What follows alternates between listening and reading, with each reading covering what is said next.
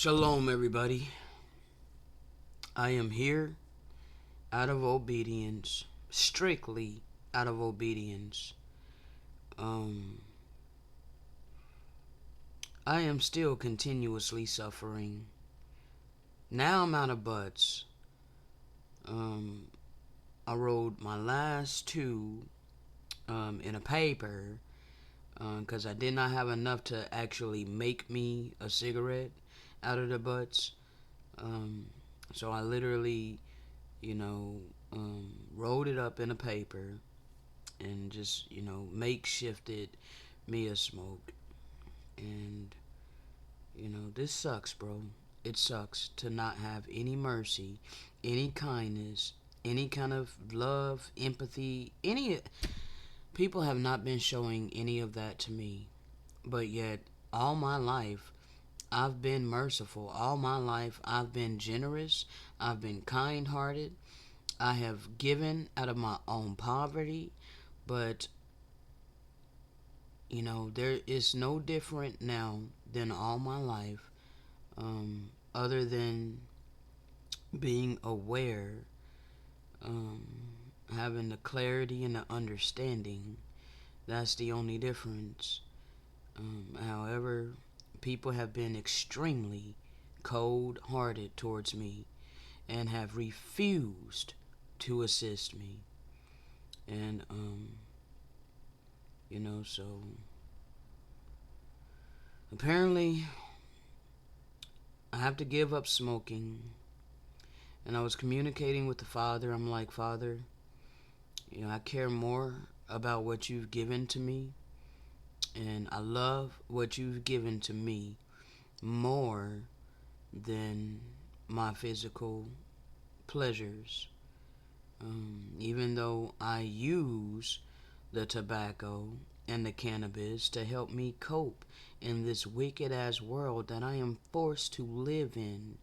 And now that's being taken from me due to no compassion, no kindness, no mercy, no empathy being shown unto me. This is real, people. You know, no one has, checked on me. Today is 8/1, okay? I do not have $25 to pay the rent. Um, but clearly I've been here freely giving these spiritual oracles. And people have been doing nothing but pissing on it pretty much. I've gotten a few new subscribers, who are resonating with the messages. But bruh, I have literally been suffering for a long ass time. Okay?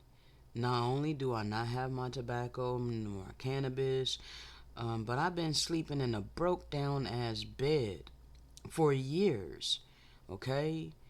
I think in the first year or so of my channel, I spoke on this. I spoke on, sleeping in a broke down ass bed. Beds are expensive. And if you are in poverty, you don't have money, to buy a new bed. I've literally been living a very extremely uncomfortable life. Okay, I am not comfortable at all in the physical.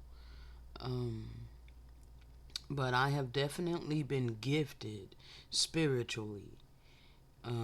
It's just that because I'm living in this wicked ass world, people see no value in the spiritual wealth that I've been given. But I am extremely grateful to the spiritual wealth that I've been given, um, and applied to my life. You know,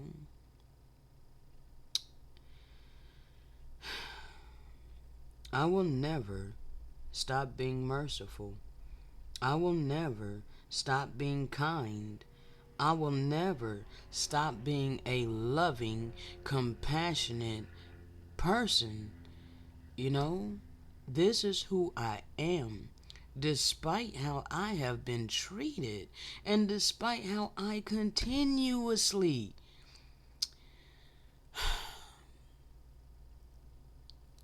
continue to be treated, bro. I am despised by people, and is absolutely abominable to the Great Spirit. Alright? It's abominable to the one many people are professing that they serve. You know? The fact that you do not want to fill me out of your abundance, that is selfishness, people. Okay? That's unkindness. That's hateful. Okay? It is the opposite of how we were instructed to treat one another. Alright? People want to sum it up like I did this channel for people to take care of me, and that is not the truth. That is far from the truth. I did this channel out of obedience. Um, it's a spiritual mission that I have been given, and in doing this spiritual mission, um, people have been reveling in causing my suffering. You know, they got this mentality of root hog or die poor. You know, they want to strong arm me into earning money to sustain my life. But I spend all my time, energy, and effort walking in the Spirit and freely giving these principles, these oracles from the Great Spirit. I have very little strength, people, so I'm sorry if you can barely hear me. Alright? I have to force myself to literally get on here and do my due diligence, because the Most High knows that I don't feel like it in my physical body. I don't feel like it in the physicality, okay? But yet, I still have to be obedient. I cannot let my physical circumstances prevent me or detour me from being obedient, okay? So I'm gonna be obedient and do my due diligence regardless of my suffering, okay? I honestly do not know how I'm literally going to be able to cope with going cold turkey with no tobacco. I've already been having to deal with having no herb, and you know it's been years since I've literally went completely cold turkey with no THC whatsoever, because I don't even have resin. Alright, I've already done scraped my bowl. Alright, I done smoked all my freaking butts. Minus what I have here. I should take a picture, but I don't have no way of, getting it on here. But bruh, this sucks, okay? Um, but anyway, that's enough about my life. Let's go ahead and get into this.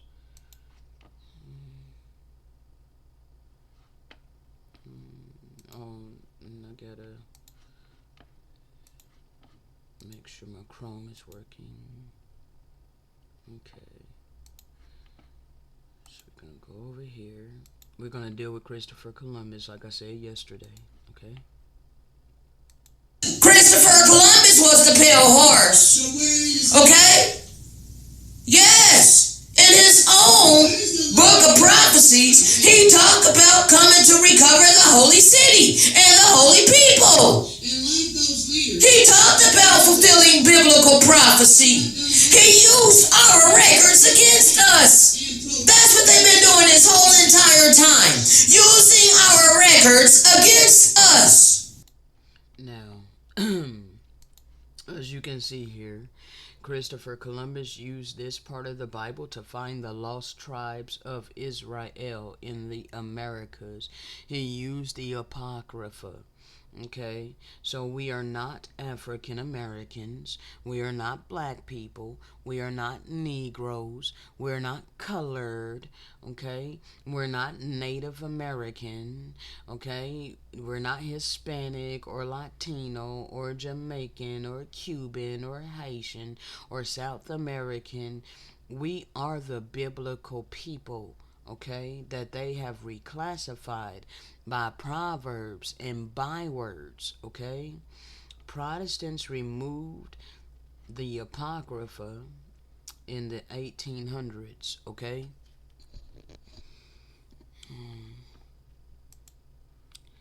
Among the earliest and most fascinating witnesses to the letter or to the latter, amongst the earliest and most fascinating witnesses to the latter is a manuscript of 84 folios dating between September 13th, 1501 and March 23rd, 1502, and now preserved in the Biblioteca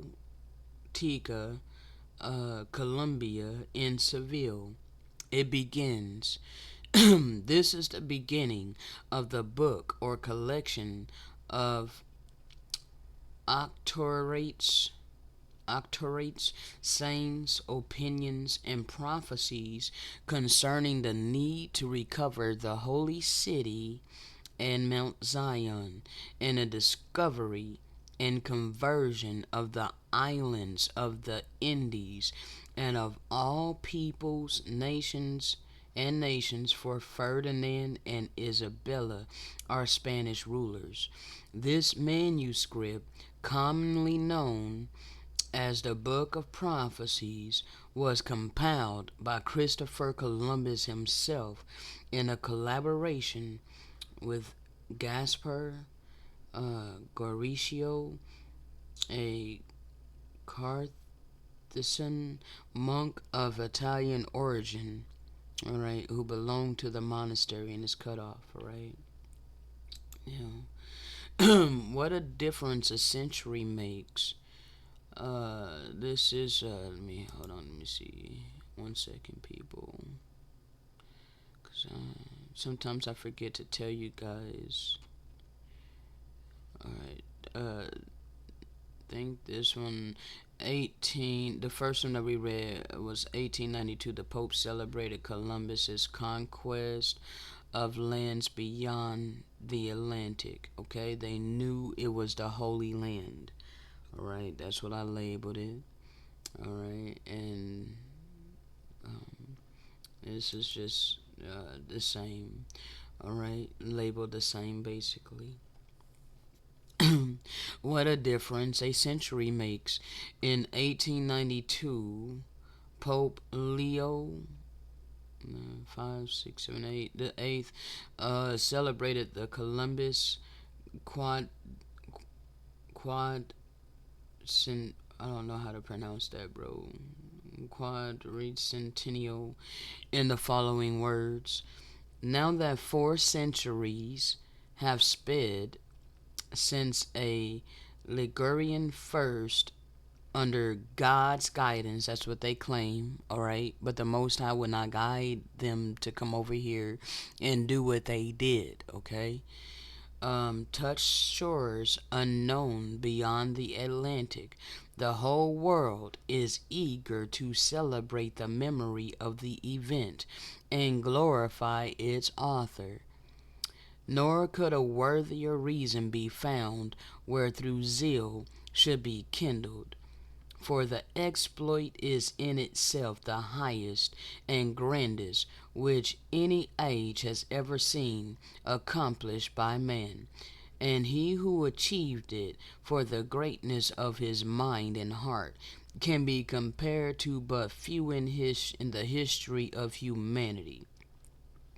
By his toil another world emerged from the unsearched bosom of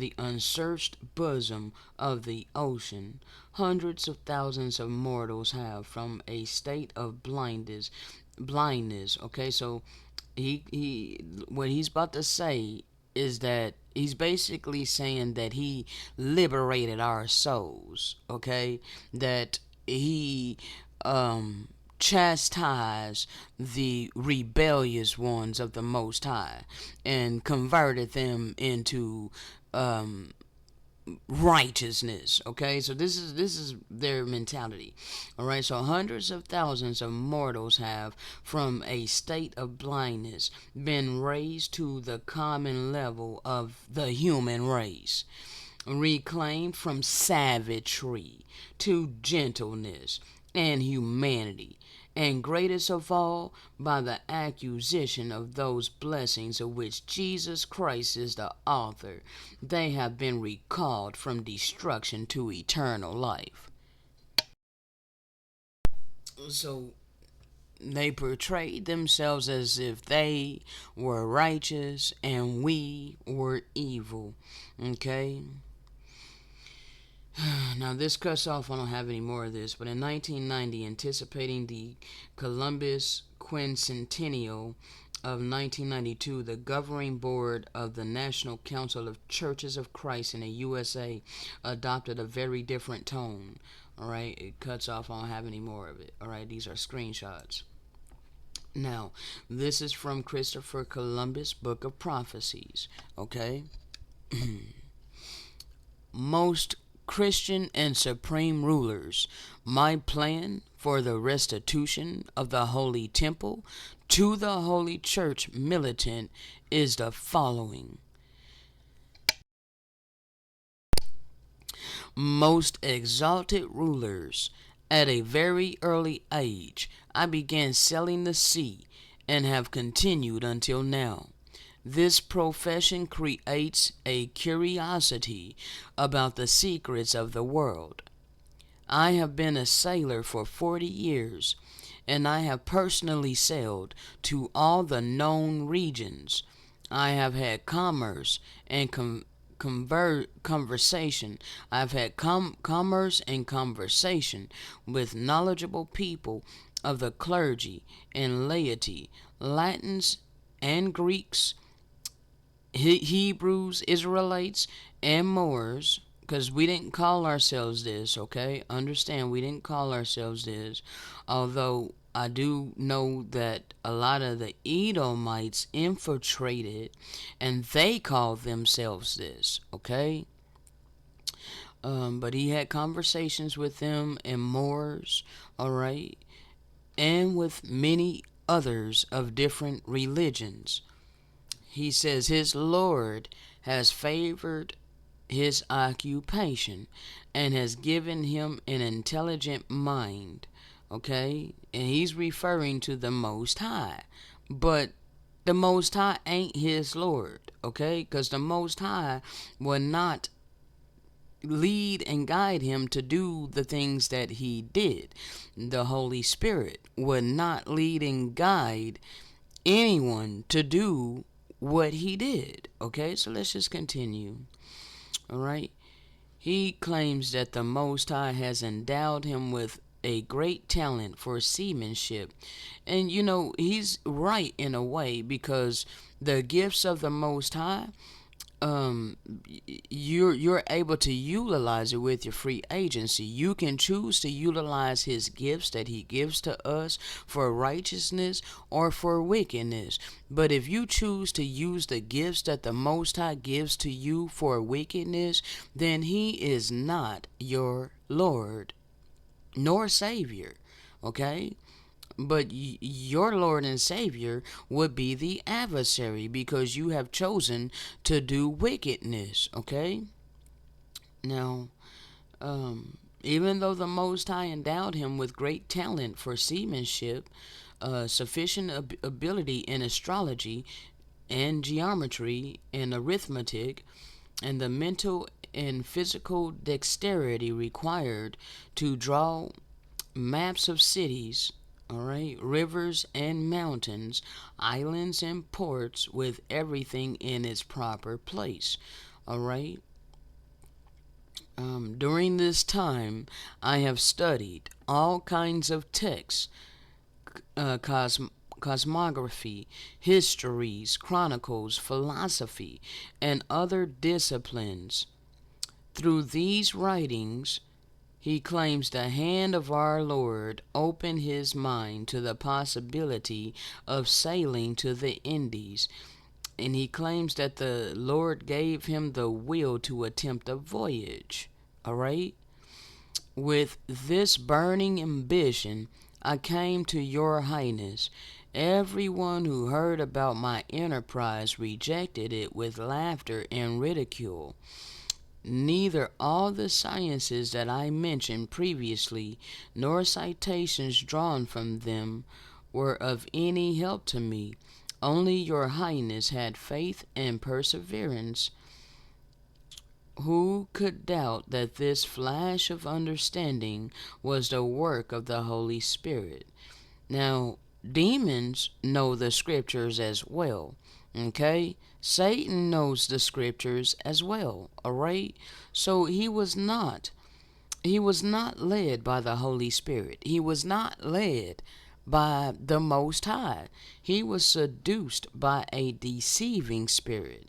Okay? He was used by the adversary.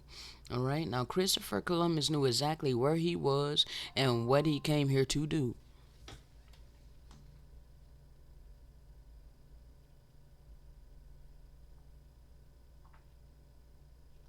Hold on.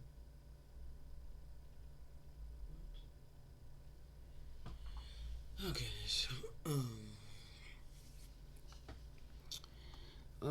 from the book, Christopher Columbus' Book of Prophecies, okay? Now, he claims that the Holy Spirit illuminated his holy and sacred scripture, encouraging him in a very strong and clear voice from the 44 books of the Old Testament, the 4 evangelists, and 23 epistles from the blessed apostles, urging him to proceed continually without ceasing a moment. They insisted that I go on. He claims that his Lord wished to make something clearly miraculous of this voyage to the Indies in order to encourage me and others about the Holy Temple. Okay? He said he spent 7 years here in their royal court discussing the project with many people of great authority and with learned men from all disciplines, and they finally concluded that it was all in vain and abandoned it. But finally, he says what Jesus Christ, our Redemptor, said and had previously said through the mouths of his holy prophets came to be. Alright? See, he wanted to be the hand that brought that judgment against us, okay? Because he read in the scriptures all the judgments that was to befall us for being disobedient to the eternal laws and rejecting the prophets and stoning and killing the prophets, okay? So Christopher Columbus was like, hey, this is me. I'm supposed to go over there and put them to the sword. I'm supposed to go over there and put this chastisement on these wicked people. All right? So he basically volunteered to be but he thinks that he was led by the Most High to do this, okay? And so no one should believe that the other thing will also happen. And as witness to that, if what has been said is not enough, I offer the holy gospel in which Jesus Christ said that all these things would pass away, but not his miraculous word. He also said that everything that has been said by him and written by the prophets must be fulfilled. All right, so he volunteered to be that chastisement hand against us, okay?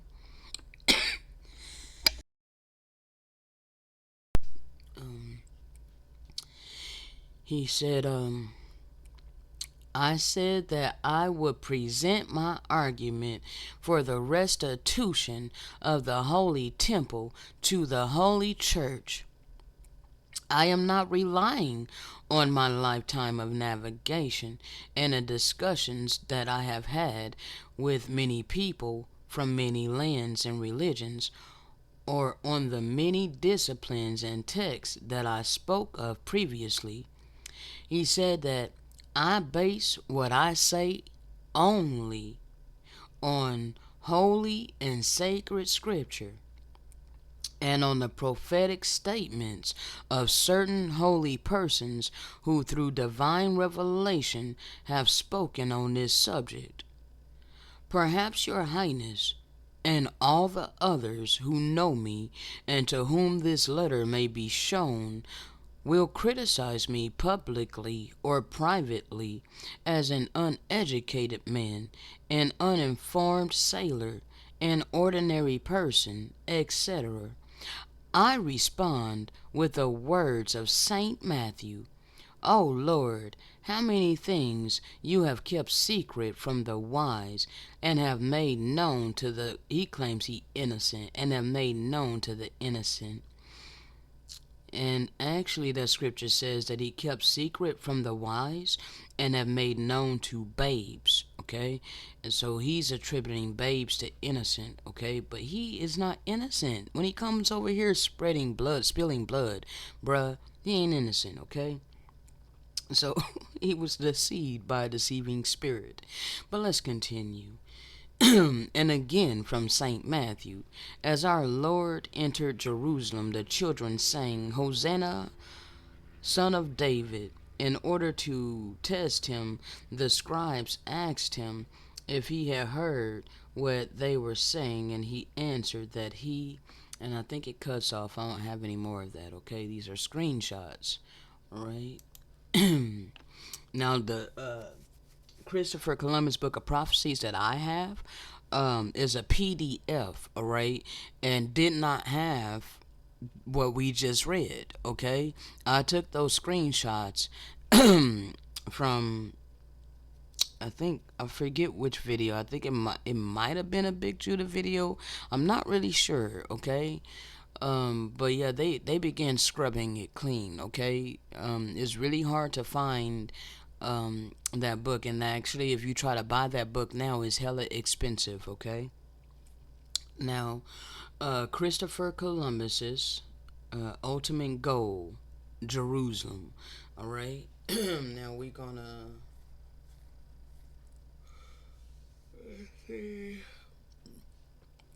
we'll start here. For which purpose this enterprise was undertaken. Letter 1493, Zamora 1993. Alright, I guess page 190 to 97. Alright, almost 10 years later, he is still dwelling on the theme. A letter written in February 1502, but perhaps never sent to Pope Alexander VI, stated, this enterprise was undertaken with the purpose of expending what was invested in aiding the Holy Temple and the Holy Church. Alright, and he specifies the same number of horsemen and soldiers he hopes to finance. Okay, so it's citing the sources and whatnot, so you can do your due diligence and look it up.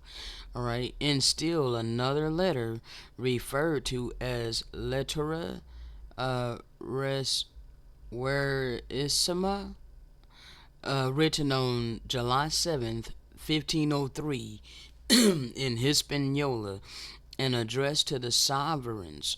Columbus describes the events of the fourth voyage. Toward the end of the letter, the theme of the reconquest of Jerusalem recurs. Jerusalem and Mount Zion are to be rebuilt by the hand of a Christian who this is to be God, okay? Who this is to be God declares by the mouth of his prophet in the 14th Psalm. Abbot Joachim said that he was to come from Spain. Finally, on May 19th, 1506, the day before he died, Columbus ratified his will, originally drawn up on February 22nd, 1498, and appended on August 25th, 1505, stipulating that a fund be set up for the purpose of liberating Jerusalem. Okay? Such evidence should be more than enough to quell the doubters of the sincerity of his motivations, but there is more. Okay? It is in his book of prophecies where his ideas are most manifest. Is not really a book in a conventional sense, but rather a collection of passages culled from the Bible, Genesis to Revelation. Numerous ancient authors such as Aristotle, Ptolemy, Seneca, church fathers such as Augustine, Jerome, Chrysostom, and medieval authors, including, and you see how it cuts off, okay? I don't have any more of that. But now we're gonna get this. This is from a book entitled Revealing America's Dark-Skinned Past. Okay? Red Silver Fox Thunderbird. Okay? Now, 1492, Columbus called his captains and all of his crew to bear witness that he, before all others, took possession, as in fact he did, of that island for the king and queen, his sovereigns, making all requisite declarations. One of the many requirements issued stated, in part, in the name of King Ferdinand and Juana, his daughter, Queen of Castile, Leon, etc., conquerors of barbarian nations, we notify you, the best we can, that our Lord God, eternal, created heaven and earth, the late Pope gave these islands and mainland of the ocean and the contents thereof to the above mentioned king and queen, as is certified in writing, and you may see the documents if you so desire. Therefore, we request that you understand this text. Now keep in mind, he's speaking a language that we did not understand. Okay? So we had no idea what he was saying. Alright? We could not read their language. Okay? We did not comprehend their language. But nevertheless, this is what he spoke. Okay? Therefore, we request that you understand this text within a reasonable time, and recognize the church and its highest priest, the Pope, as rulers of the universe, and in their name the king and queen as rulers of this land, allowing the religious fathers to preach our holy faith to you. Should you fail, should you fail to comply or delay maliciously in doing so, we assure you that with the help of God, we shall use force against you, declaring war upon you from all sides, and with all possible means. We shall enslave your persons, wives, and sons, sell you, or dispose of you, as the king sees fit. We shall seize your possessions and harm you as much as we can, as disobedient and resisting vassals. And we declare you guilty of resulting deaths and injuries, exempting their highness of such guilt, and as well as ourselves and a gentleman who accompany us. After Columbus's initial statement that the people he encountered were friendly, he proceeds to say, quote, "It appears to me that the people are ingenious and would be good servants." And 3 days later states, "When your highness order it, all can be taken and carried to Castile or held captives on the island itself, because with 50 men all can be subjugated and made to do everything which is desired." It should now be obvious that Columbus's plans were not only to convert the inhabitants to Christianity, but also to enslave them. All right? No. We always had a mixed multitude with us, but you can clearly see there were some, you know, copper colored people amongst them, okay? Over here. These were the conquistadors. These were the indigenous people here, all right?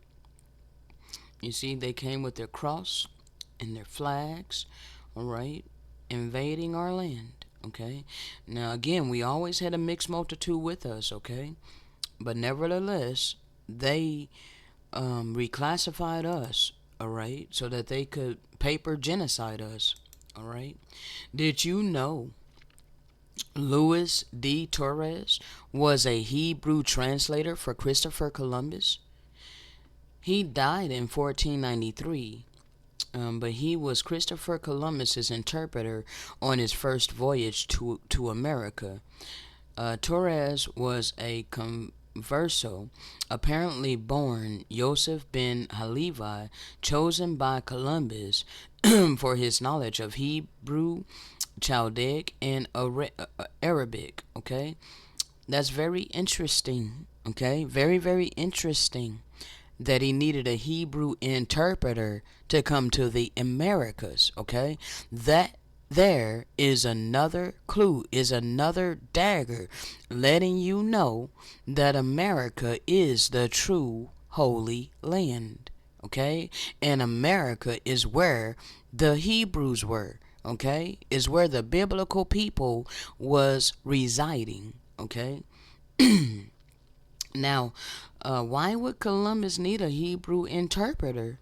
Could it be that the people he knew he would encounter were the Israelites, were the biblical people located in India Superior? All right, they called it the Indies because they knew that America was India Superior. All right, let me prove that.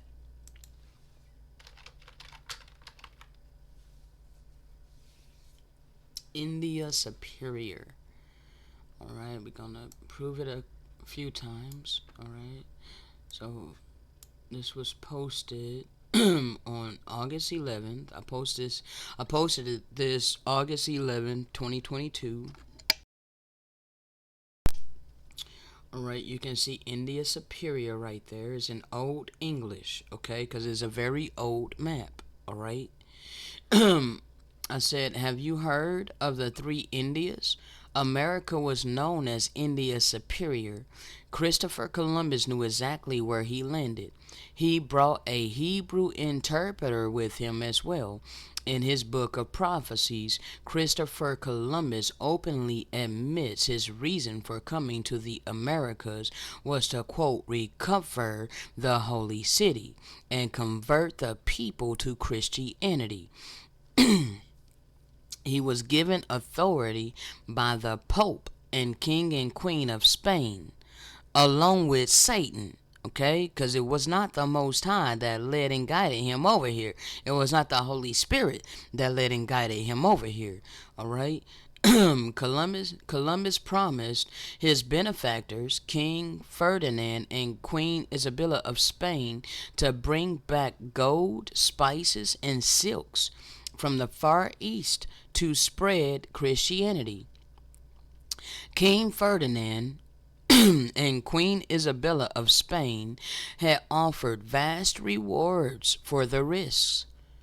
They promised possession forever to Christopher Columbus and his descendants of 1/10 of all the revenues, the eighth of all the new lands with succession in the male line to to the title, right to the title, Admiral of the Ocean Seas.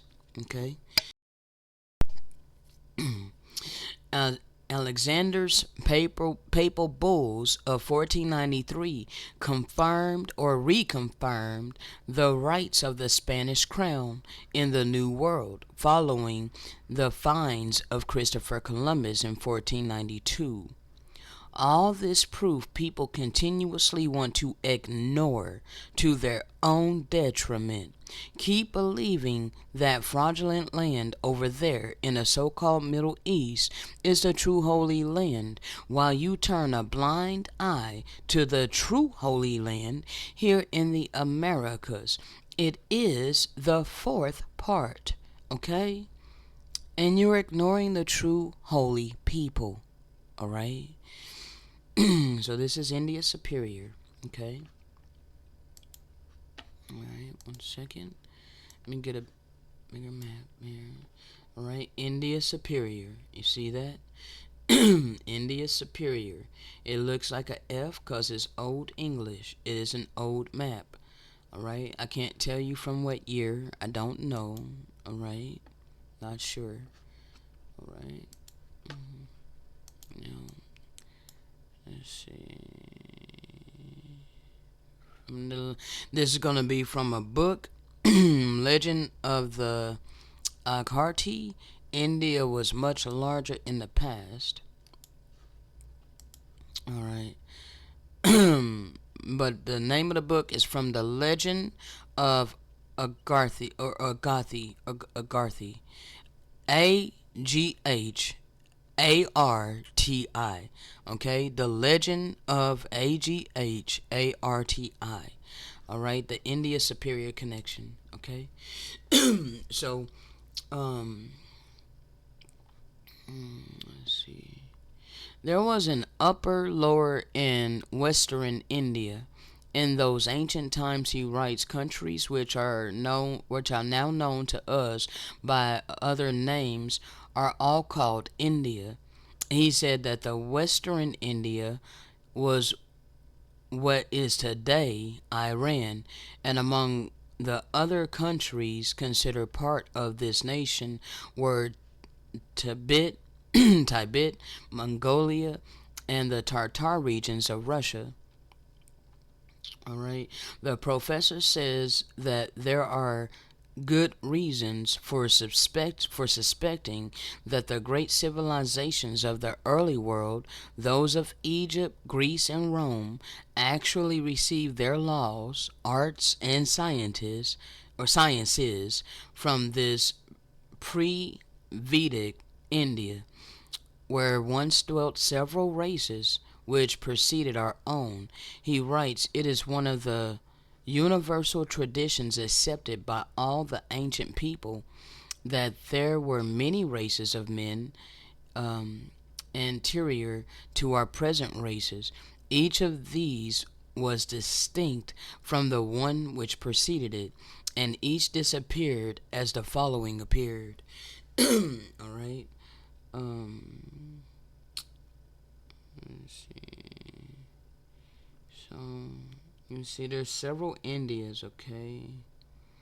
This race could live with equal ease in water, air, or fire, for it had an unlimited control over the elements. They were the sons of God. All right.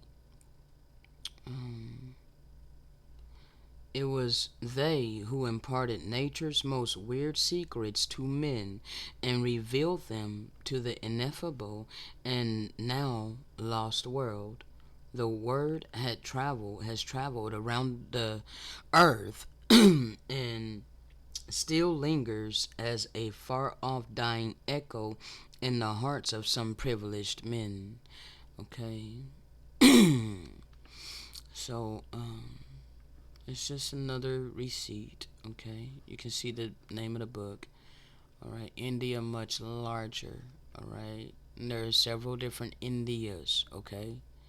And as a matter of fact, what's called India today used to be called Hindustan.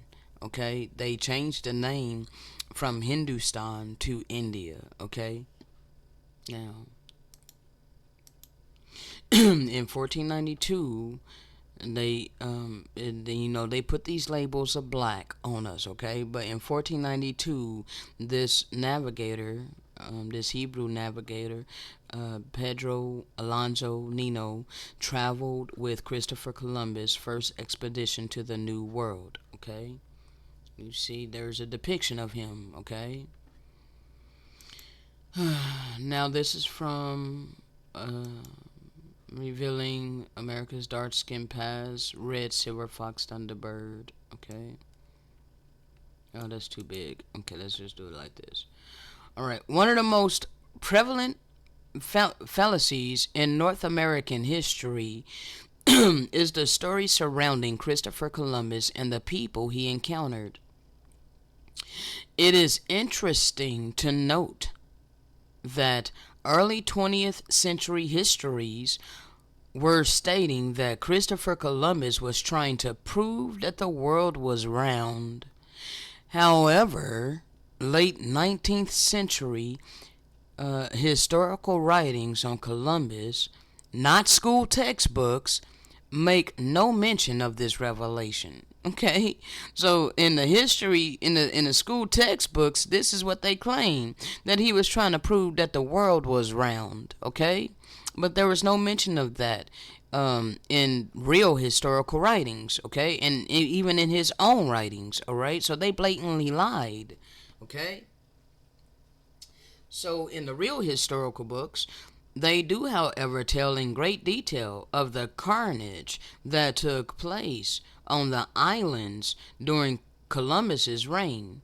They also describe in detail of the hospitableness of the indigenous people, the gentle nature of the indigenous people until they had to defend themselves, and that the indigenous people were considered Negroes. Okay? I didn't write this book, all right? But I'm giving you all these receipts, okay? Back to back to back. Eventually, in the retelling of this story, as history has a tendency to do, facts were being deleted. The man who changed modern history could not be depicted as a slaver, amongst other things, and most of all, the image of the indigenous people and the words and names used to describe them had to be changed to accommodate European interest and values. Okay? As you read this book, it is with great anticipation that you will discover that there is much to learn about the history of the people of color on this landmass of North America. Okay? You can continue blowing this off people all you want, alright? Till you're doing it to your own detriment. Now here is a picture, alright, a depiction of his first voyage, when he left with his first voyage and went back to Spain. He took some of us with him to introduce us to the king and queen. Okay, so he presented us to the king and queen. You see how we had a parrot? This is how we were depicted. Okay, and we paid homage and reverence to the king and queen. All right, we are the holy people. Okay. Yes, we're the holy people, a very merciful, docile people, okay? And they did the most to us and have been doing it for over 2,000 years, okay? Columbus and Other Cannibals, 1880s Dawes Act. The British, Portuguese, Spanish, and Dutch empires, for example, were at various times extensively engaged in the crime of seizing persons and selling or using them as slaves. This captive trade cannot be viewed as ethically being in any way different from mafia kidnapping, murder, or extortion, except in the sense that it was indefinitely more bloodthirsty, profitable, and vicious. The leaders of the Sicilian mafia must appear as mild-mannered, almost decent persons when compared with the Liverpool, London, Boston, Lisbon, and Cadiz dealers in human flesh and butchers of entire nations. Thus, true organized crime commences with a state or with state approved aggression. In the 1880s, the United States adopted the quote Dawes Act and thereby enabled appropriately placed white citizens to systematically steal land and oil from the indigenous people. Okay, we're not Native Americans, all right, because that's a whole deception, all right. Understand that the original Native Americans were the Know Nothing Party, okay. Let me take a little break here for a second.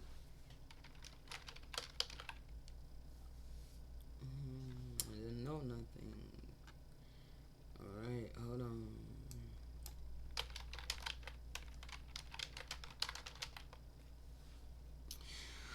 Alright, I'm show you the original Native American. And this beloved European right here, she spoke the truth on national TV, on ABC News.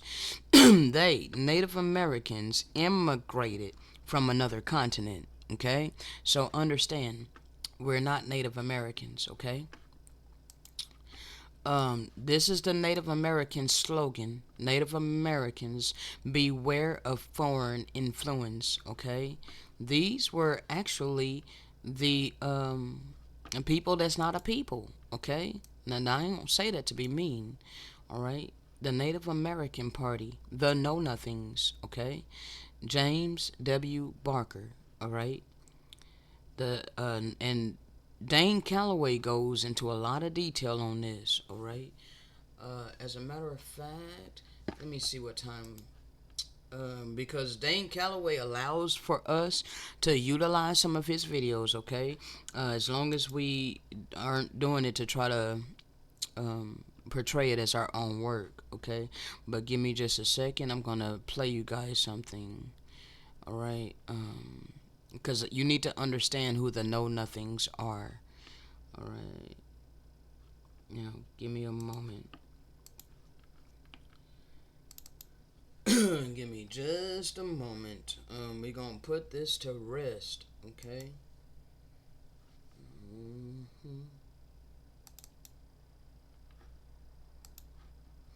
I didn't plan this either, so let's see here.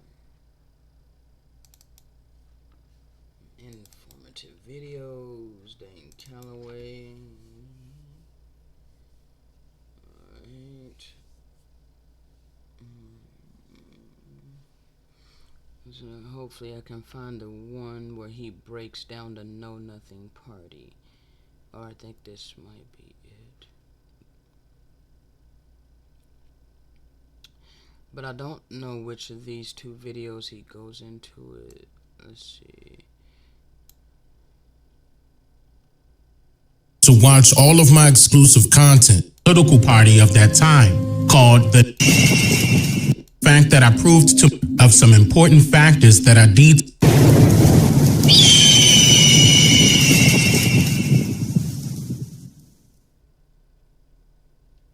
Let's begin with a quick reminder of some important factors that I detailed in part 1 of the segment, like the fact that I proved to my viewers where the... Okay, hold on. This must be part 2. Alright, 1 second. Okay, yeah, that is part 2. So 1 second. Let me go to part 1. To watch all of my by similarity, just words Transportation is a... Hold on, let me just play, cause bruh, you need this information, okay? Let's see. We gonna get a lot of this, cause you people need to understand what happened, okay?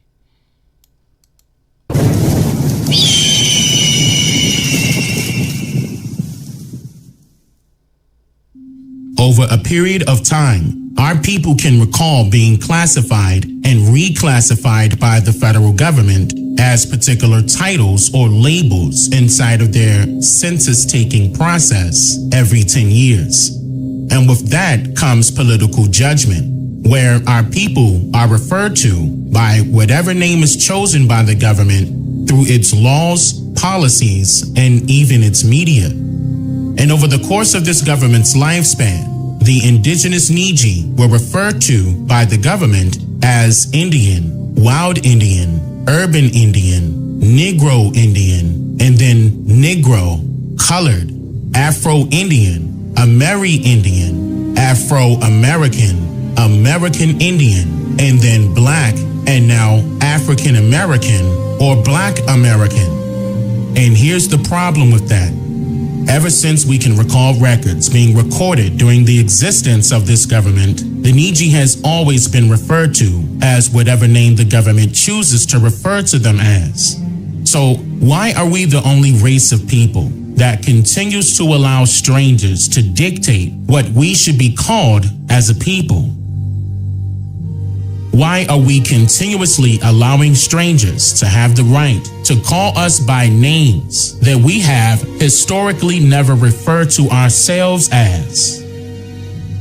See, this leaves the door wide open for multiple manipulative attacks of confusion. And what is also important to note here is that the term Native American was later used by the U.S. Census to refer to a group of people that was originally called Indians by this government, allegedly, which means that there are now separate terms for a group of people that were once all referred to as Indians. Listen closely. According to the 1828 Webster's English Language Dictionary, the term Indian is defined as a general name of any native of the Indies, as in East Indian or West Indian. It is particularly applied to any native of the American continent. And in this same English language dictionary of 1828, it defines the noun American as a native of America, originally applied to the Aboriginals or copper-colored races found here by the Europeans, but now applied to the descendants of Europeans born in America. This means that the copper-colored races, or the Aboriginal Nijis of Turtle Island, who are now being misclassified as Black, are the original inhabitants of America. But since small to large migrations of foreigners from other continents became a viral trend during the early 1800s, the identities of the Niji were replaced by incoming foreigners. And then everyone residing in America was later referred to as Native Americans.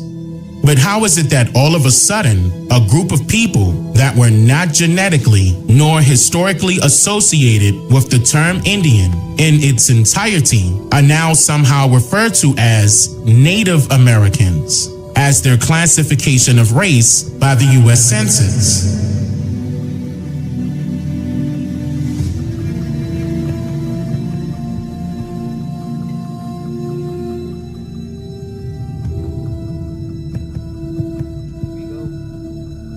During the early to mid-1800s, the offsprings of previous foreigners of European descent that migrated to North America prior to this great migrational period were threatened by the increase of even more foreigners being welcomed as citizens of America. These people were referred to as nativists, which carried a lifestyle of prejudice and bigotry, racial discrimination, radical political views, and biased religious beliefs. As more immigrants flocked to North American shores, migrating to cities and towns all across the East Coast, the nativist beliefs turned deadly by causing riots to arise in attempts to greet the newly incoming foreigners with resistance. For example, in July of 1844, it was said that a riot took place in the city of Philadelphia, where a large group of nativists burned down 2 Catholic churches and a Catholic school, killing 20 or so people in the process.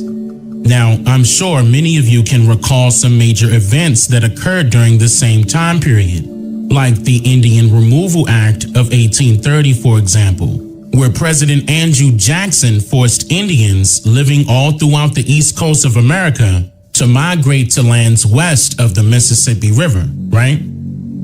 Keep that in mind. Now, in the latter part of the year 1849, a politician by the name of Charles B. Allen created the Order of the Star-Spangled Banner in the state of New York, which was a secret society formed in order to stand against the immigration of incoming foreigners of British, Irish, German, Japanese, and Chinese descent to the United States, and anybody else who practiced Catholicism as their religious choice.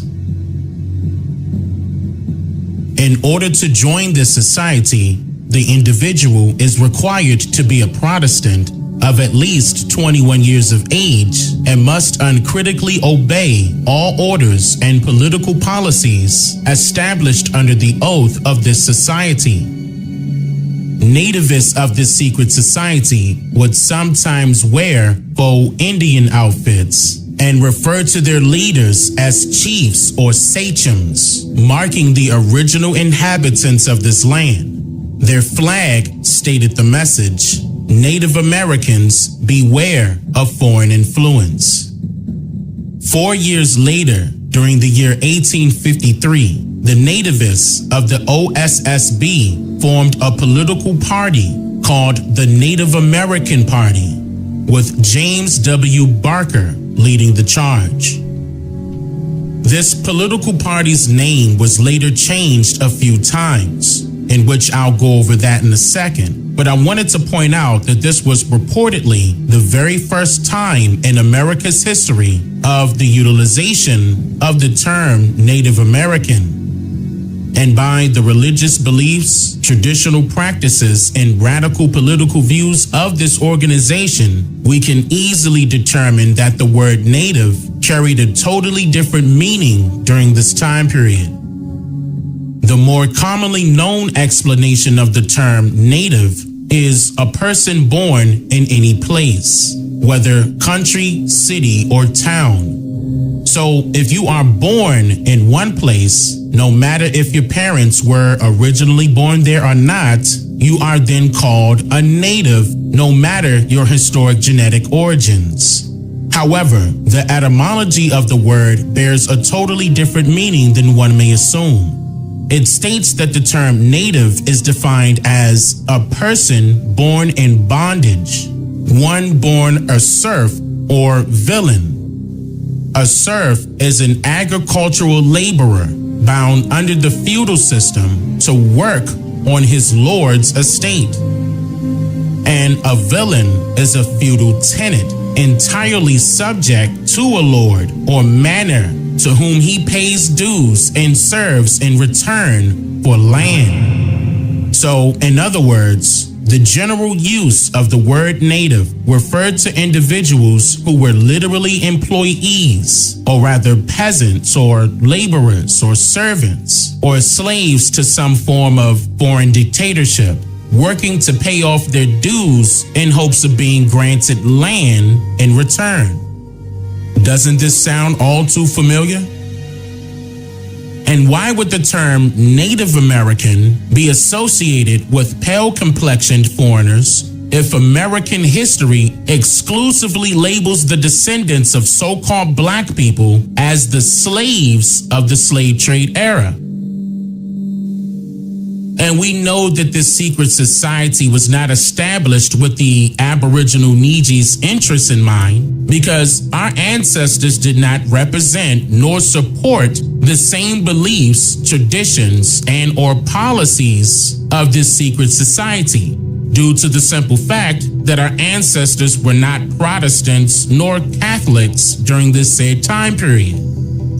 So, could this be the reason why they decided to call their political party the Native American Party? By standing against their oppressors in hopes of reconciliation, political recognition, economic assistance, and land allotments? Land allotments? Land allotments? Land allotments? Land allotments? Land allotments? Land allotments? Land allotments? Native Americans know nothing. The Native American Party was the third major political party of the United States of America at that time, running against the Federalists in one corner and the Democratic Republican Party in the other. It was said that members of this party responded to questions from the press with, "I know nothing," which led to the organization earning the popularized nickname, the Know Nothings, by New York Tribune founder Horace Greeley. Smithsonian Magazine wrote, the Know Nothing Party included more than 100 elected congressmen, 8 governors, a controlling share of half a dozen state legislators from Massachusetts to California, and thousands of local politicians.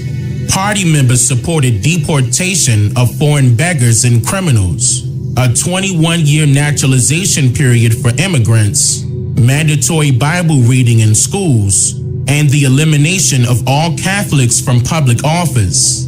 They wanted to restore their vision of what America should look like with temperance, Protestantism, self-reliance, with American nationality and work ethic enshrined as the nation's highest values. End quote. And that is what we have to this day. That is why people look down on those who do not have an ambition to pursue money, okay? Wealth, all right? Because that's what this fraudulent ass system was built upon, all right? They had no love for those impoverished, okay?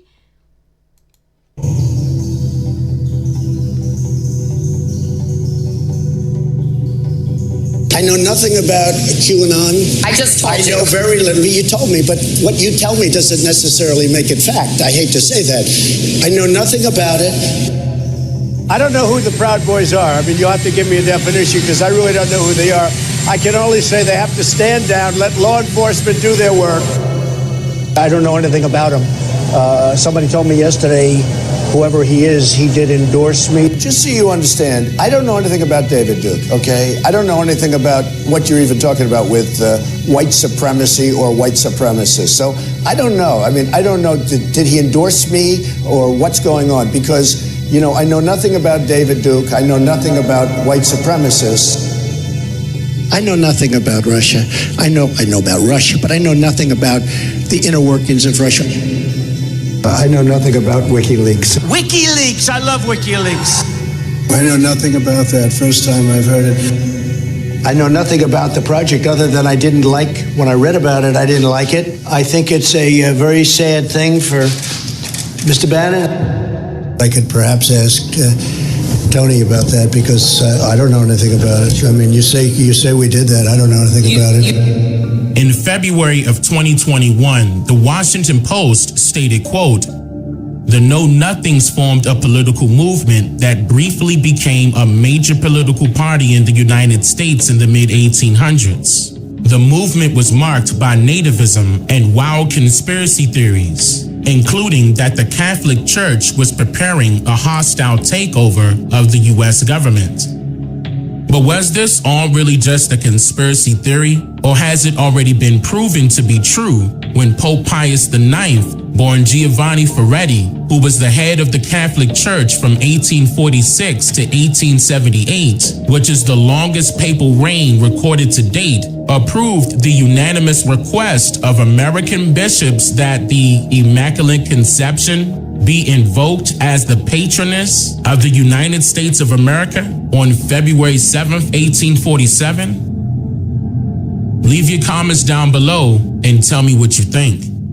On the date of August 24th, 1855, in a letter to Joshua F. Speed, Abraham Lincoln shared his opinion of the Know Nothing Party by stating the following: "I am not a know-nothing, that is certain. How could I be? How can anyone who abhors the oppression of Negroes be in favor of degrading classes of white people? Our progress in degeneracy appears to me to be pretty rapid. As a nation, we begin by declaring that all men are created equal. We now practically read it, all men are created equal except Negroes. When the know-nothings get control, it will read, all men are created equal except Negroes and foreigners and Catholics. When it comes to this, I should prefer immigrating to some country where they make no pretense of loving liberty. To Russia, for instance, where despotism can be taken pure and without the base alloy of hypocrisy." What is very important to note here is that Lincoln shared his frustration with the know-nothings. And he also details that he stands against the oppression of Negroes, admitting that it does in fact exist, and he much rather migrate to another country where class discrimination is absent. Did you notice how Abraham Lincoln used the term Negro instead of Indian or Native in this letter? And also, why did he use the word class instead of race? Before groups of people were socially constructed as races of people, humans were categorically divided and arranged in classes by similarity, just like animals and plants are, for example. According to the 1828 Webster's English Language Dictionary, the noun class is defined as an order or rank of persons, a number of persons in society supposed to have some resemblance or equality in rank, education, property, talents, and the like, as in the phrase, all classes of men in society. A class is a scientific division or arrangement of a set of beings or things having something in common or ranged under a common denomination. The term race used to distinguish humans is newly formed, but not its overall discriminating concept, because the practice to rank humans by class was applied prior to any use of the term racism in American history. So a population ranking system did in fact exist and is still active today strictly as a means of transportation, which is another form of manipulation and control. And here's what I mean by that.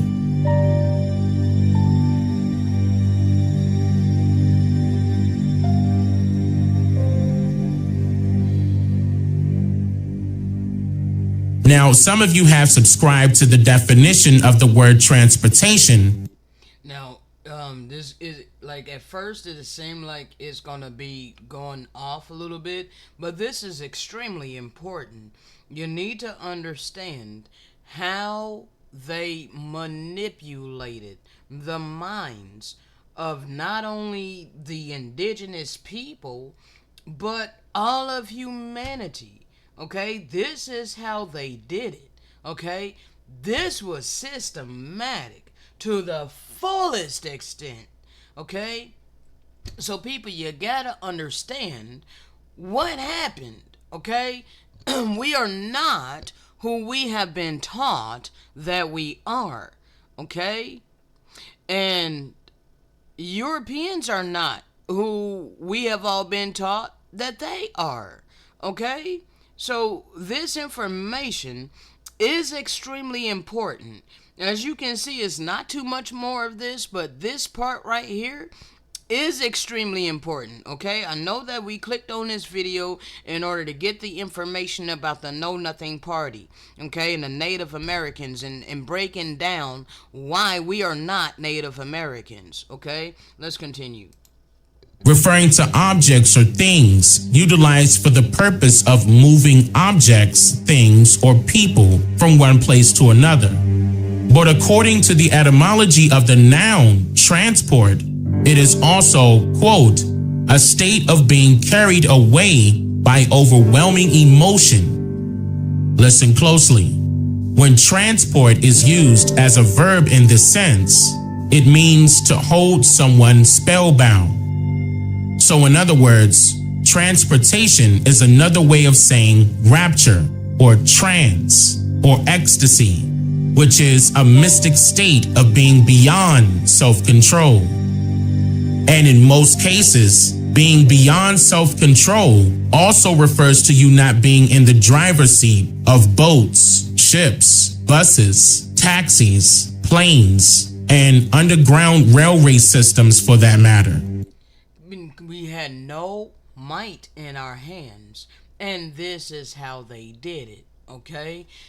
We were not able to stop them doing this to us, okay? So this is how they brought about this whole false ass reality. This video series here, these two videos by Dane Calloway is, these are gems, okay? Because I love my brother Dane Calloway. He brought the heat on this, okay? Let's continue.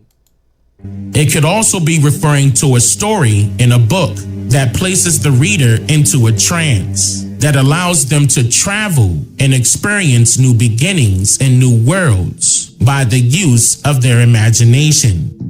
This state of being beyond self-control can also be referring to an individual that has been arrested and is serving time in jail, because that is literally a person that's in a state of being beyond their control. According to the National Archives of the UK, transportation has been used as a form of punishment since 1717. Under the Bloody Code, courts were looking for a punishment which was not as extreme as hanging, but tougher than a fine. In the absence of proper prisons, transportation was the answer and was used for over 100 years. In the 18th century, convicts were transported to America. After U.S. independence in 1776, however, this option was closed and the British government looked for another destination. Yeah, okay. Australia had been mapped and claimed as British territory in 1770, so convicts began to be sent there.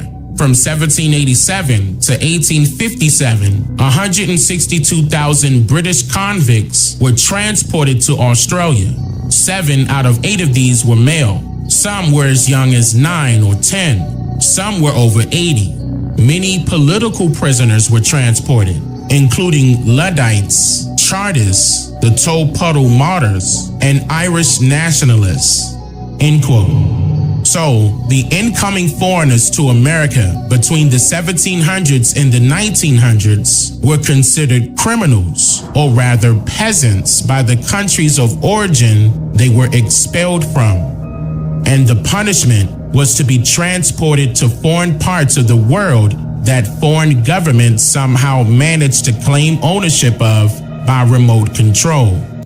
And you see that all of these people who flooded here from the 1700s to the 1900s, that were expelled by their countries of origin, they were in poverty, okay? They were in poverty, and they were shipped over here to this promised, blessed land, okay?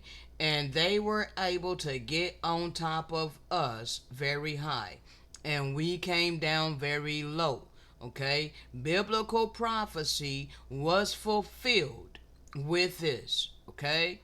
Let's continue.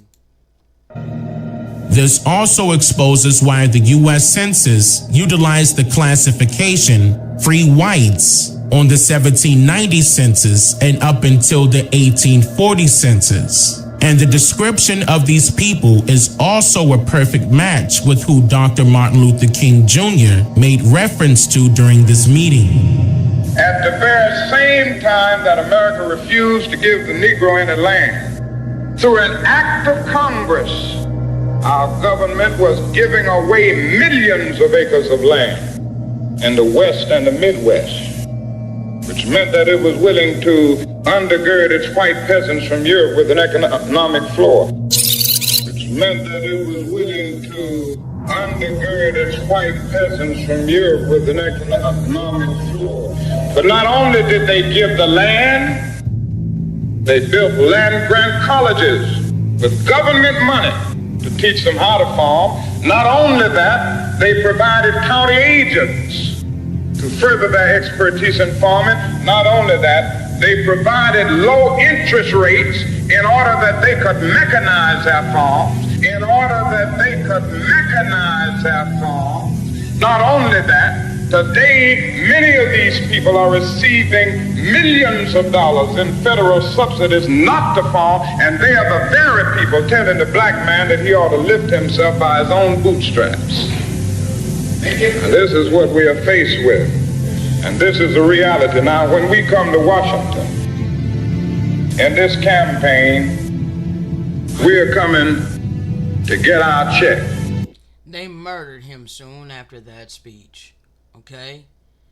Soon after that speech, that very important speech that Martin Luther King gave, they murked him.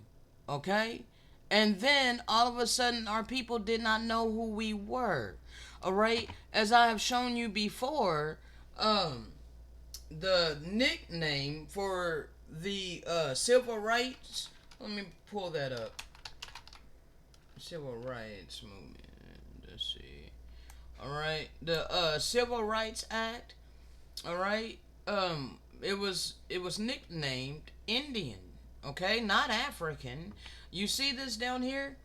Alright? Nickname Indian Civil Rights Act. Or Indian Bill of Rights. Okay? So our people knew back then that we were Indians. But all of a sudden, you know, after they murdered him, you know, then we no longer knew that we were Indians. Then, you know, they came out with that, where they used, and then Dan Kellaway did a lot of good videos about this too, about how they used the children, all right? They use college students and whatnot to promote that I'm black and I'm proud, you know, to promote blackness, okay? So that literally, took us away from our original identity as the Indians, the original people of this land, to now we're calling ourselves black people. All right, and then that generation, well, my folks, you know, my parents, my mother and my dad, you know, they were alive, you know, during that era. Okay, but somehow, you know, I have no idea how. This had to have been some kind of dark magic that these people have.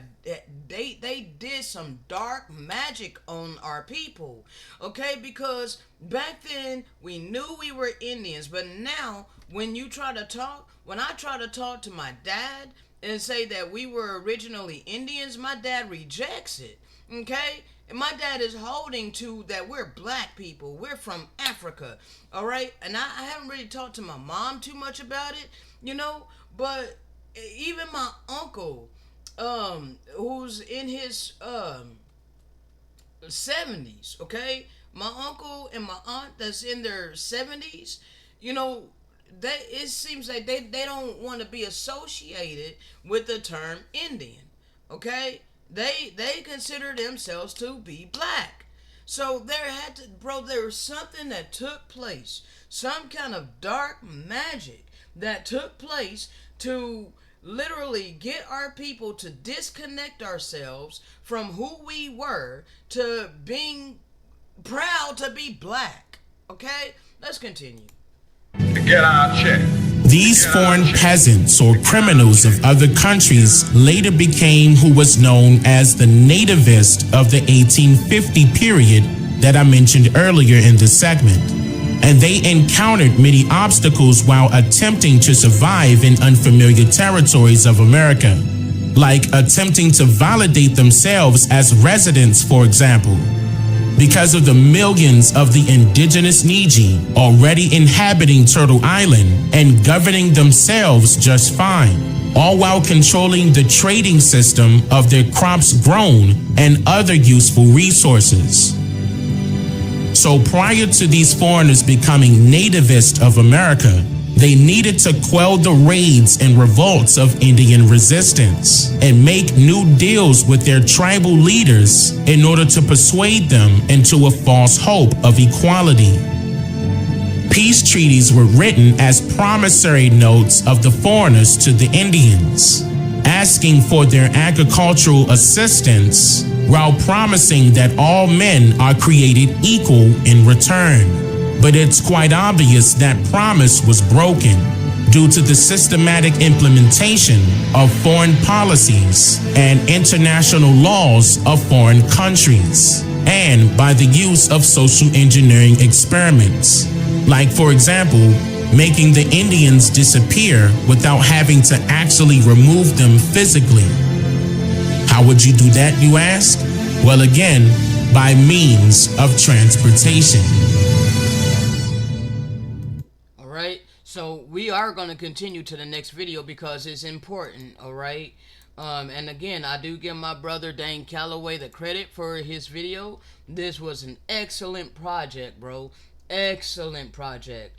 I had rewatched this when I did not have internet.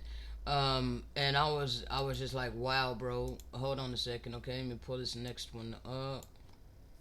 To watch all of my exclusive content.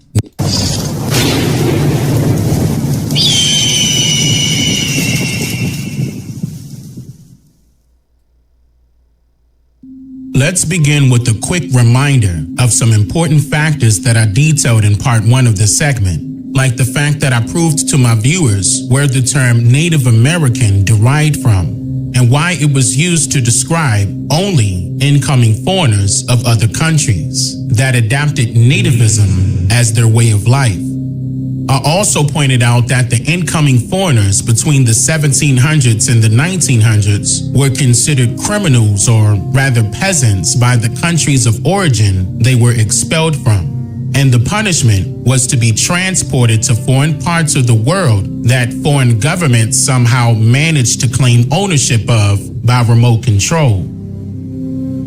My viewers were also made aware of the details behind the third largest political party of that time, called the Native American Party, which was in fact organized for the strict purpose to serve as salvation for only particular foreigners of specific countries who believed in only particular religious choices. This was the first use of the term Native American recorded in history. They were nicknamed the Know-Nothings by the media due to not answering questions from the public about the operations and agendas of their secret societies. And this could explain, why there's different classes of so-called white people, okay? Because, bruh, we can clearly see that there are some, so-called white people that are favored by the government more than others, okay? Those that are, like he said, are down with their policies and all of these things, they adopt their ways, okay? Then this is the confederacy of Psalms 83. And this is for all nations, including some of our own damn people. You sell out your own people, and adopt their mindset, their policies and all that, you still not going to get as much as, others, because they keep us at bay. No matter what, they keep us at bay. But however, you see there's some of my people that are allowed to be millionaires, okay? But bruh, you have to sell out your own damn people. You have to adopt their principles, okay? You have to be confederate with them, all right? So if you're confederate with these people, the know-nothing people, all right, then you'll have a much better life than those who are not confederate with them, okay? You'll be ostracized by them if you don't adopt their principles and their mindset, okay? Let's continue. And notice the use of the plural form of that word, because there were more involved in which I may shed some light upon on a later date. Keep in mind that the people we see today are their offsprings, by the way, but let's not jump too far ahead just yet. Getting back to where we left off in part 1 of this segment, making the Indians disappear without having to actually remove them physically was done so by means of transportation. The hidden means of transportation is set to influence public perception through mandatory learning curriculums based upon the beliefs of complete strangers by way of their biased manipulative storytelling, in which these stories are conveniently created and cultivated by organizations associated with these same strangers or criminals descending from foreign countries. Just think about how often an individual's personal experience absorbs them into a totally different narrative from what they are familiar with. Like, for example, complete strangers that are in formation with writing fairy tales over and over again until you accept it as your factual history, propelling you into a transportation with your eyes open as you assume the characterized role of whatever the strangers presented and deem as your story. Literally.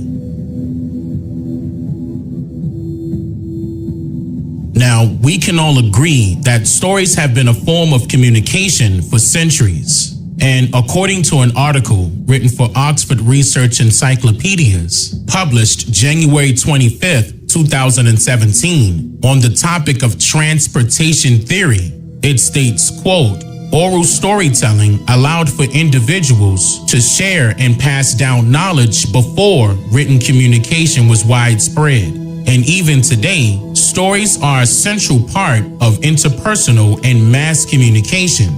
One important function of stories is to persuade.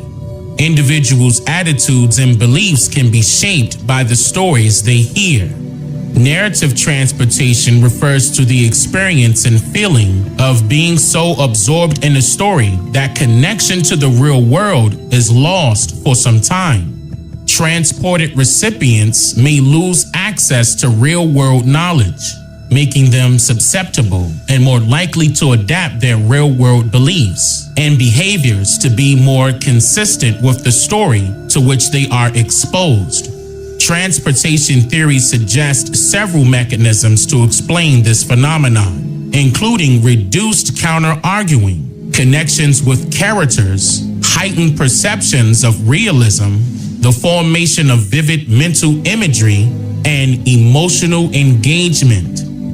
End quote. So in other words, the further you are away from reality, the more difficult it becomes to determine what is real from what is virtual real, which is more commonly pronounced as virtual. According to the 5th edition of the American Heritage Dictionary of the English Language, the word ver means a male person, a man, or husband. The word virtual is defined as having the essence or effect of, but not the appearance or form of. Listen closely. The word virtual is used to determine when something only exists in the mind, especially as a product of imagination.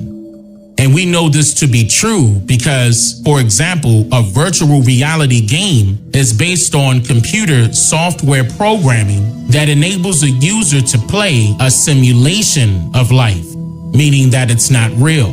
So, since the word virtual is used in a masculine manner, the phrase virtual reality is another way of saying man-made reality, which allows the participant to lose access or connection with the real world. The article goes on to state that this experience is a key mechanism underlying narrative influence on recipients' attitudes and beliefs, particularly in combination with enjoyment and character identification. I'll give you an example of this combination of enjoyment and character identification, like Harriet Tubman and Nat Turner, for instance, which are both heavily campaigned fictional stories that were narratively transported through acts of Congress into a particular generation's reality by way of indoctrinating school curriculums following orders of the government. Now, I know a lot of people disagree with that, and I haven't really done a lot of research on it myself, so I don't stand one way or another, but I do know that they did heavily teach about Harriet Tubman in school. Okay, so I know today, pretty much everything that they taught us, bruh, is a fabrication. Okay, why would they focus so much on these stories? If it was actually the truth. When have our enemies ever told us the truth? You know, they wanted to give us heroes. Okay, so it makes sense what he's saying, but like I said, I haven't really done research on it myself to take a total stand on it. You know what I'm saying? But I know that a lot of people have attacked him over him saying this, okay? But my brother does a lot of deep research, as you can see. All right? Let's continue. So now you may be asking, how does one become transported? Transportation can occur in written, spoken audio, and visual narrative, and can result from both fictional and non-fictional narrative. In addition, traditional forms such as novels and short stories, narrative structure is also used as a tool for a variety of communication domains, including entertainment, like television series, movies, and video games, health education, like health interventions and educational programs, and advertising, like campaigns and commercials. How do you tell a child that Santa Claus is just a myth, the tooth fairy does not exist, or that a bunny and its eggs have no correlation with the story of Easter Sunday? What if that child grows into their adulthood believing these fairy tales? Are the parents to blame for sharing blatant lies with their children? Is lying to children a part of developing their mental capabilities? And once that child becomes an adult with their own children, is it still okay to continuously spread those same lies? This social engineering tactic is traditionally utilized by the anonymous writers of American history, along with the dictators of the American educational system, in order to provide the needy, whether child or adult, a false hope and a false hero or heroine, manipulating their minds to consent to be controlled, and blinded from it all due to the enjoyment of identifying with these characters that strangers have created. What's noteworthy here is how all of this truly affects the children as students in compulsory educational institutions. Why do you think that they forced us into their institutions? It was mandatory to send your child to school. Mandatory. They forced this compulsory education was forced upon the indigenous people. They forcefully took the children from their parents and put them in boarding schools, okay? And you know, this continued, okay? I've got other videos going in more detail about the forced education of the Indians, okay? Yes, they forced us. They indoctrinated us, people. All right, let's continue. Systematically. And this fact can be identified as true even today. For example, the story of the transatlantic slave trade being used as part of school curriculums only, and not a factual story that was traditionally passed down by knowledgeable elder members of our families or tribes. You're a Negro. No. I am your teacher. You are a Negro. No. Suppose I threatened to beat you, what would you say? Aren't you a Negro now? No. What are you? I'm black and beautiful. What is your nationality? My nationality is Afro-American. Suppose I had some money in my pocket. Suppose I gave you $1 to say that you're an American Negro. This is money now. Money talks. Money talks. money talks. Money talks. Like, that is crazy, but you see this. This is how they indoctrinated us at a young age to say that we are Afro-American. We are black people. Disconnecting us from who we truly are. $6. And if you don't say it, you don't get it. You're an American Negro, aren't you? No. You won't have any money. You know you need money, don't you? Yeah. You need money to live, don't you? Yeah. All right. All you have to say, Leon, is that you're an American Negro. Aren't you an American Negro? Are you an American Negro? No. What are you? I'm black and beautiful. What's your nationality? My nationality is Afro-American. Note that money did not control his mentality, even though he's misled. He's been taught, he's been indoctrinated to literally believe he comes from Africa. This young boy literally believes that he is Afro-American, but you see how money don't control him. Money does not normally control us, okay? It controls the Gentiles, but not us, all right? So he stood firm on his indoctrinated belief, all right? He didn't care about the money, even though he knows that money has been established and we need money in order to freaking sustain our damn life. That also was established by these same damn people, okay? Very good, man. Keep it up. Go sit down. You had to think about that a minute, didn't you? Yeah. All right. All right, everybody. What is your nationality? My nationality is Afro-American.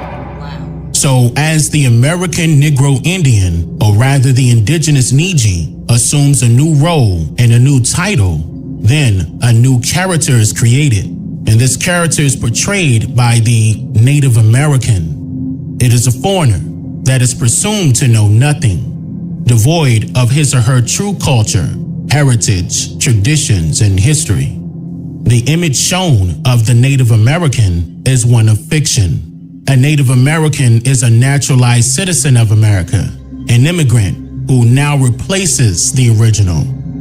And the creation of this character began just the same as with the other characters. Now remember, this lady right here, this beloved European right here, spoke the truth on ABC News. They, Native Americans, immigrated from another continent. Okay? Oh yes, let's continue. Where'd it go? Which have been created to assume the identity of the American Indian with political affiliation. Because only you can ultimately decide which form of politics you're going to affiliate yourself with. Whether it's being politically correct, for example, when you consent to terminology strangers choose to use to describe you, or which eye of the snake of flashing light parties you choose to be amazed by. You make kind of a provocative comment in your book here, Mug, and I think it's on page 151. You write that various groups, feminists, gay rights groups, and those who are defending immigrants have commandeered the black civil rights experience. Yes. What do you mean by that? Yes, I'm glad you asked that because I think it's one of the most important points of the book. I mean, I think the way liberals have treated blacks like children and many of their policies have been harmful to blacks. At least they got the beneficiary group right. We do have to, we shouldn't. There is the legacy of slavery and Jim Crow laws. We don't owe the homeless. We don't owe feminists. We don't owe women who are desirous of having abortions, but that's, or gays who want to get married to one another. That's what civil rights has become for. Then that's exactly what they did. They lumped all of these people on us, like they grouped all of this, with us, like civil rights. They lumped, the LGBTs, the pregnant women that need abortions, all of these different other, people's issues, and they labeled it civil rights, and they put it on, what Martin Luther King was trying to do. Okay, so they have literally buried us, all right, and they don't want to focus on us whatsoever. We are ignored, okay, and she's shining light on that. All praises to the Most High. Or much of the left. They dropped the blacks after 5 minutes. Immigrant rights are not civil rights? No, I think civil rights are for blacks. See, this is essentially the problem, and the Republicans What have we done to the immigrants? We owe black people something. We have a legacy of slavery. Immigrants haven't even been in this country. But you see, most of us are either immigrants or are the descendants of immigrants, and we understand that not everybody. There are Native Americans in, but we understand in this country. We understand in this. We understand. And you see that guy? This is their mentality, all right? He's like, and both of them are kind of like attacking her, like, why do you care about them stupid niggers? Why you care about them black people? We're immigrants. Don't you think that we deserve, and she's the only one that stood up for us. And you see, we still have not been repaired. We still have not been restored. Even after this was on national TV, all right, somehow they still managed to bury it. I know I'm gonna get a lot of criticism for this, but I want the people to know the truth about the Navajos and what they're trying to do to my people. Even back then, the Navajo nations are friends and allies with American government, and they're not the true Hopi people, native peoples on this continent. They're just a mixture of the Eskimos, or they came down from the north, the Bering Strait, and they came and they scavenged off the tribes that were already here. You see what he said? Okay, so here is what you would call a Native American today, telling the truth that his people were not the original Hopi. Okay. So if you're not going to hear it from us, why are you not hearing it from the people they have portrayed as Native American? They telling you out their own mouth. You're not hearing it from the European woman, this beloved European that spoke the truth. Okay? Time is up for gaslighting us. Time is up. Okay, it's time to make your choice, people. All right, you can choose to remain blinded all you want. Okay, choose to stick with the status quo, standing against the original people of this land. Okay, or humble yourself and unlearn the indoctrination. Let's continue. Then, during the early to mid 1900s, support was growing for the indigenous Niji of America to have the right to determine, only because there was a lot of pushback the government received from Indians who were rejecting their form of citizenship. For example, in a letter addressed to then President Calvin Coolidge by Indians of the Six Nation Confederacy, it states, quote, "To our white brother, we the Indians of the Onondaga tribe of the Six Nation Confederacy of New York State, after giving due consideration to the Snyder Bill, which was presented in the U.S. Senate in June 1924, in which the Snyder Bill dwells on the subject of the future and immediate destiny of the Indians as a whole, who now reside on reservations in the state of New York, and who in general and collectively speaking are not in any way capable of taking up the responsibilities of citizenship, such as which the aforesaid Snyder Bill is designed to enforce on the Indians. The term Indians is used in this case as meant all of the Indian inhabitants who reside on the present reservations of today, the young and the old, the educated and the common, the middle-aged class and the younger generation to whom the Snyder Bill was a weapon of destruction and misery, and which Snyder Bill is aimed at Indians' general welfare. And last but not least, the Indians' last but remaining remnant of the gift of our white brethren, his freedom." End quote. So, since the adults were refusing to become citizens the entire lifespan of this government's existence during this time period, the Snyder Bill was created in the early 1920s in order to forcefully make any child born to an American Indian a U.S. citizen with no way out of it. And you see, this is how they did it. This how they ensnared us in their clutches. Okay, they forced all of us. See, I was born in 1976, so by the time I was born, their system of us having to have a birth certificate and a social security card and all of that was well established. All right, but you see that happened in 1920. That Snyder Bill was in 1920, right? Let's go over here and look at something. All right. Do you see this? 1910. My great-grandfather ethnicity was American. Okay? My great-grandfather's ethnicity was listed on the United States federal census as American. All right? My great-great-grandmother, all right, on the 1920 United States federal census was the ethnicity of American. Okay, so it like bruh, soon after this is when they started systematically changing it. Okay, and they forced us to be U.S. citizens, and a U.S. citizen is a slave.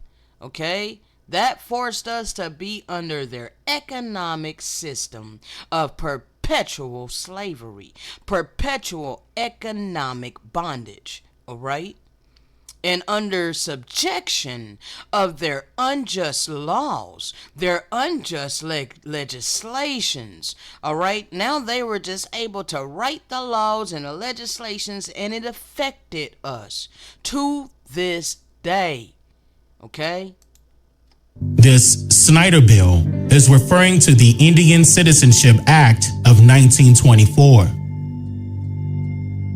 On the date of June 2nd, 1924, an act to authorize the Secretary of the Interior to issue certificates of citizenship to Indians was approved, stating, quote, that all non-citizen Indians born within the territorial limits of the United States be, and they are hereby declared to be citizens of the United States, provided that the granting of such citizenship shall not in any manner impair or otherwise affect the right of any Indian to tribal or other property.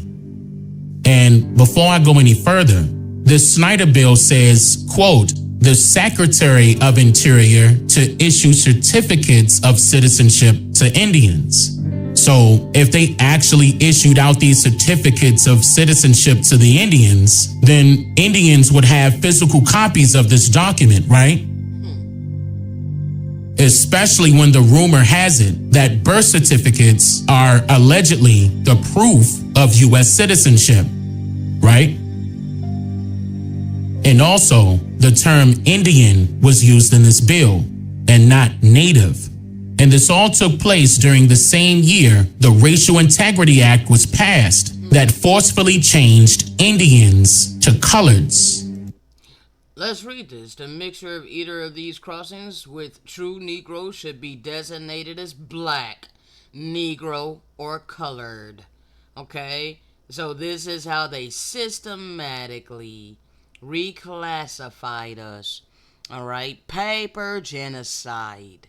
This dude, Walter Plecker, alright, a foreigner, disconnected us from our true heritage, alright? Yes, and it was given to foreigners, alright? So the foreigners have been benefiting off of portraying themselves to be us all of this time, okay? So by the process of elimination, we can easily determine who has these birth certificates and who doesn't, right? And If you notice the next act beneath this one, look at the detail it gives to distinguish definitions for many of the terms mentioned. And within this one, it does not. It does not. It does not. It does not. It does not. It does not. It does not. That's how they did it. To become a citizen in this case means to give jurisdiction to the United States to become native. It implies that an individual must abide by their courts and their laws, giving away power and allowing some unforeseen stranger to legally make decisions and judgments on their behalf. These are all Europeans, all right? And in our ancestral land, these are all Europeans. Call themselves the Supreme Chief Court Justices. And this power of attorney does define in large contexts what this means. It is free range of all legal decisions and judgments, which includes an abstract of judgments, which can be used to remove the remaining power that Indians have to all real estate and Indian-owned private lands. So, what is this abstract of judgment? An abstract of judgment is a written summary of a judgment which states how much money the losing party owes to the person who won in the case of a lawsuit. The purpose of an abstract of judgment is to create a public record and create a lien or claim, if necessary, on any real estate owned or later acquired by the loser, located in the county in which the abstract of judgment is recorded. The American Indians knew that assuming a different identity would conflict with matters and contracts already in play, and that is why they originally rejected the U.S.'s offer of citizenship. They wanted the right to decide, a right to determine how they would govern themselves. The Snyder Bill only gave them the right to tribal or other property. And this is why self-determination was so important. According to Cornell Law School, self-determination denotes the legal right of people to decide their own destiny in the international order. Self-determination is a core principle in international law. Self-determination is referenced in two ways. It's usually distinguished between internal and external. And according to Cambridge University Press, in an article published July 3, 2013, labeled Internal Self-Determination in International Law, a Critical Third World Perspective, it states, the idea of self-determination was a complex of ideas rather than a single concept. Thus, the principle of internal self-determination, or self-determination on the national level, should be distinguished from that of external self-determination or self-determination on the international level. The former was the right of a nation, already constituted as a state, to choose its form of government and to determine the policy it meant to pursue. The latter was the right of a group which considered itself a nation to form a state of its own. Many articles referencing this particular principle describes self-determination just as a political movement, as if the merging of nations in Congress decided to become one unified state, and making it seem as if American Indians were in total agreement with this foreign government. And yet, this Cambridge University Press article allows for a totally different perspective to be viewed additionally, as it goes on to state, interestingly, with the end of the decolonization process, the above understanding came to be revived by international lawyers who felt that the meaning of self-determination beyond the colonial text had to be of relevance to peoples within independent states, rethinking self-determination predominantly as a right to internal self-determination. The concept was taken and totally reversed, asking for each individual to now identify with who they think that they are. Who do you see yourself as on an individual basis? Who do your children identify as when you are not around to correct them? And so the question became, which principle of self-determination was chosen to be executed?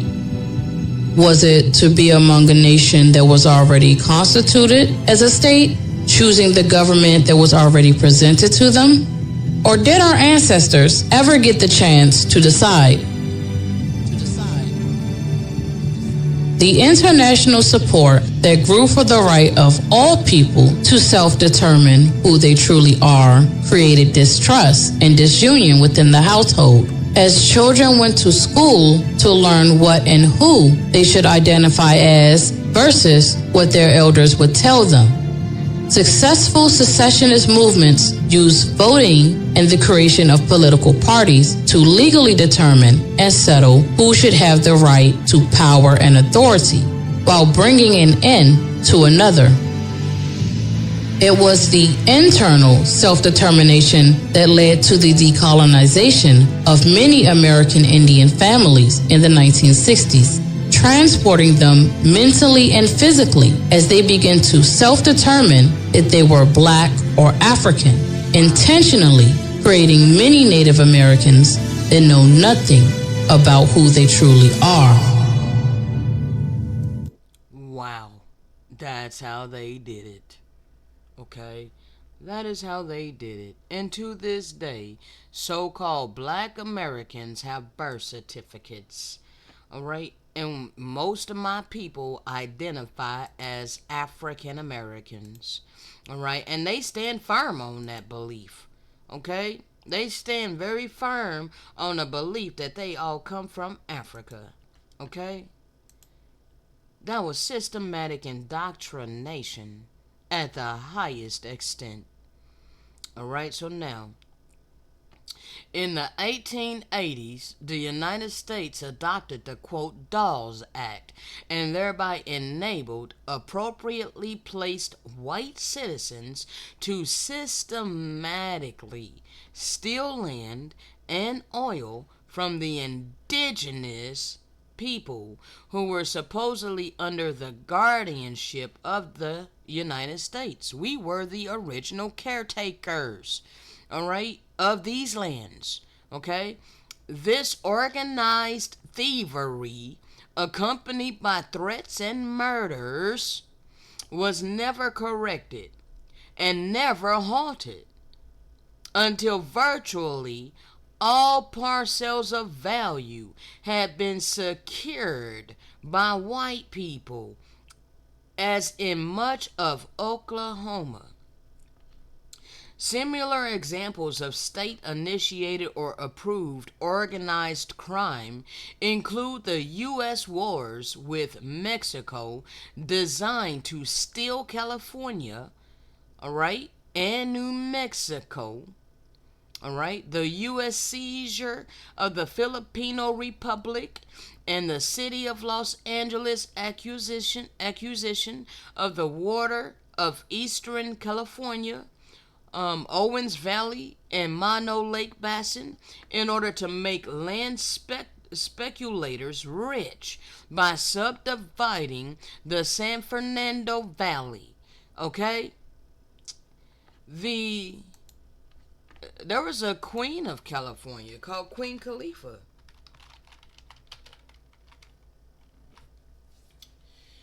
Alright, Queen Khalifa. Hold on a second. Queen Khalifa. One second, let me pull her up. Alright. One moment, let me find it. Queen Khalifa. Queen Khalifa, where are you? Alright. The history of Queen Khalifa and the Californians, ancient American empire, queen of diamonds and gold, Khalifa and the California so-called blacks. In the continental United States of America, thousands of years before Jesus Christ and Christopher Columbus, there were many indigenous nations of aboriginal copper-colored people that established thriving civilizations in ancient America. Queen Khalifa and the California indigenous copper-colored people were one such ancient nation, okay? But they don't never teach about this, all right? They stole our lands by force. Alright. State sanctioned organized crime also includes passing laws which gave highly unfair advantages to the wealthy as opposed to the poor, as in making corporations persons in the eyes of the law and making the owners of a corporation not liable for debts, losses, and so on, or in allowing income tax deductions for fictitious losses. For example, accelerated depreciation on apartment houses or oil depletion allowances. It is clear that we live in a world where many states, especially the larger imperial powers, have been or are now formidable forces in the realm of crime. Significantly, state-initiated organized crime must surely set a pattern of behavior which will be imitated at various levels by private persons. Historically, the state itself, and especially the European-style expansionist state, is one of the major corruptors of human morals, although it is itself a creature of witticles who have seized control of its power apparatus. Okay? So you see, people, there's no excuse, alright? We have given you all these receipts, alright? Now we're a little over 2 hours, and I then went into the Christopher Columbus. We got 2 videos by my brother Dane Calloway, alright? And I'm gonna be coming back, bringing you more. We're gonna continue in the audio when we return, alright? Shalom.